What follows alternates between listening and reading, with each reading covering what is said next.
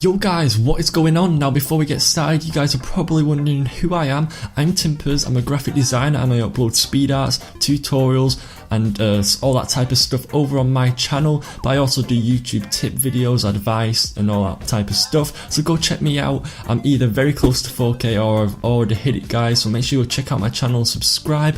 And with that all being said, in today's video I'll be talking to you guys about how you can make a really clean gaming Twitter header in Photoshop in just a few easy simple steps. So before we get started, can we hit how many likes? Just smash the like button guys, and with that all being said, let's get into the video. So guys, when you get into Photoshop, the first thing you guys will want to do is create a document which is 1500 by 500, and then you get the Twitter template right here. And then once you've done that, you want to add a new layer, so down there, and then go over to the color and choose this one right here, so it's 100F0F, so you want it to be black but not too black, and then press Alt backspace to fill it in. Then right now you guys will have to go get a picture of a gaming wallpaper or background, something like that. I'll show you which one I'm going to be using. I've just got some Infinite Warfare and also some Call of Duty 4 remastered like wallpapers, so I'll be using this one. It's pretty easy to find. You guys just type in COD 4 remastered HD wallpaper and this might pop up somewhere. What you want to do is just size it down a bit, rasterize it, and then press Ctrl U. And in fact, no, don't do that, just turn it to luminosity like so. And then what you can do then is bring down the opacity to about 60%, something like that. Looks good. So once you guys have done that, what you want to do is go and add some color corrections. So first thing we're going to do is add a brightness and contrast, bring up the brightness and bring up the contrast as well, so 29:35, something like that. Then go to color curves and make a little S shape, so something like that is what I mean, so it goes like little curve. And then you want to go to exposure and bring the exposure up a little bit, bring up the offset a little bit, not too much, like 0.0041, let's just, no, 0.0040, and then bring up the gamma correction as well to about 0.98. So that's looking really nice so far, it looks pretty cool. And then once you've grouped it together, you can actually see the difference. It does look a lot cleaner. So what you want to do now is go to gradient map. By the way guys, if you guys don't have this, just go to window and then adjustments, or you can go down and click this and then you've got all these here. So I'm going to add a gradient map, and I've already got this selected, so basically it's just dark red to just like a lightish dark red, so something like this. You know what I've got going on there, so just create a little dark one to a lighter one, and what you want to set this to is, I think it's pin light. I'll just go through them all.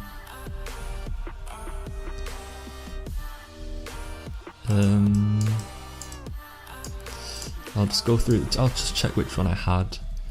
So I think it might be color, and then did I bring it below it? I'll leave it like that for now. That looks pretty good to be fair. So once you guys have done that, what you guys want to do is add a new layer, go to white, and then at the top you just want to press once. And by the way, if you guys don't know what I'm doing right here, you just got to hold Control, Alt and right click, and then you can move it around the size of the brush. And then you just want to add a new layer, put it to the top and press once at the top like so, and then bring down the opacity to something like that. It looks cool. And then once you've done that, you want to bring up the rulers by pressing Ctrl R, and then just bring it into the middle and it should lock there. So let's just try that again, something like that, and then bring it down from the top, so you've got them all locked in. And now we can add the text, so I'm just going to I'll just put name, and then I'll just size it up. So I'm not too sure which font I'm going to use. I'll just have a look through them. There is some pretty good fonts out there. So Muro's pretty good. What's this one? Oh, this one. I think this is the one that I used in my last one. It is very good. So you guys can just put that right in the middle, size it down a little bit. This font is really good. I'll tell you what font it's called. It's called Molitor's. You can get it on dafont.com. and then just hide that. So you've got that, it looks pretty cool. And then once you've done that, just add a new text and put official Twitter of. And then we'll change this to Nexa bold, like so. And you can just bring down the size. You can have Nexa bold or something like Arial or Agent CFB looks good. And then you can bring up out the spacing. So that looks pretty nice so far. So what we're gonna do now is add like a little strip going down, and I do like this effect. So you want to go to the pen tool, click somewhere over here, and then click all the way over here, then press in the middle and hold control and just drag it down to something like that. And then what we're gonna do is we're gonna make it so it's thin over here and then big over here. So something like, you want to click out a bit and then something like that, and then just press press Alt and click, then click over here, fill it in. So right click, fill path, color, and we'll go with a lighter red, something like that. That looks nice. And then once you guys have done that, what you want to do is add a new layer, go to create clipping mask, and then straight through the middle you want to click, hold control and do this. And we're going to make this part darker, so fill path, color, and then make it a bit darker. So I've got this over here selected, I don't know why, so it's that right there. Then press delete, and that looks pretty good, so I'm going to leave it like that. And then you can group that together actually.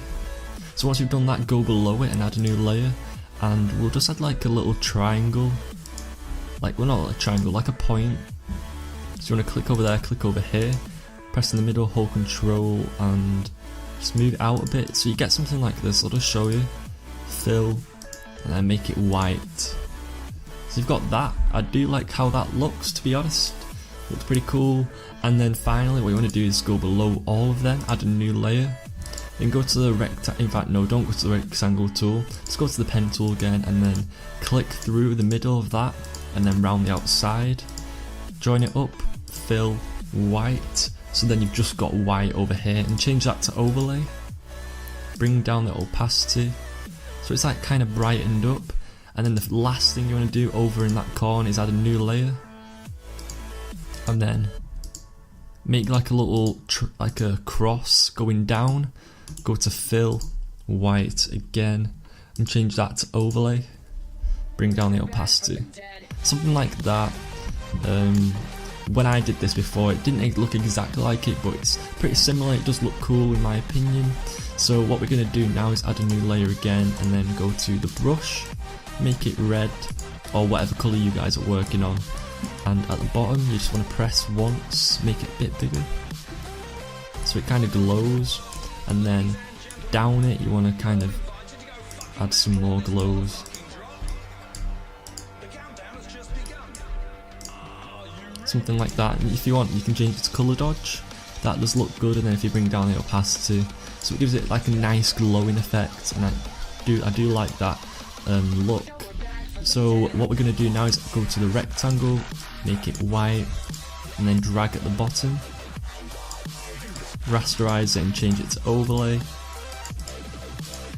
And then what I like to do is actually rub away certain parts, like so, and you get that effect. You can bring down the opacity of that.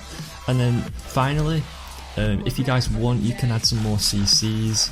I do think that'll look better, to be honest, so I'm just going to do that. So I'm just going to bring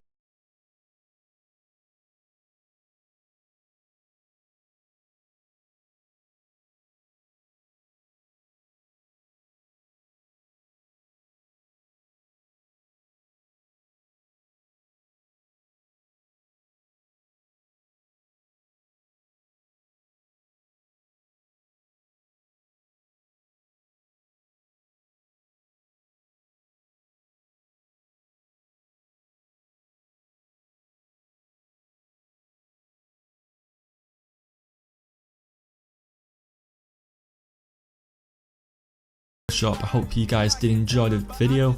Make sure you go smash the like button if you did enjoy. Check out my YouTube channel, go and subscribe to me guys, it would really mean a lot. And with that all being said, I hope you guys really did enjoy this video, and yeah.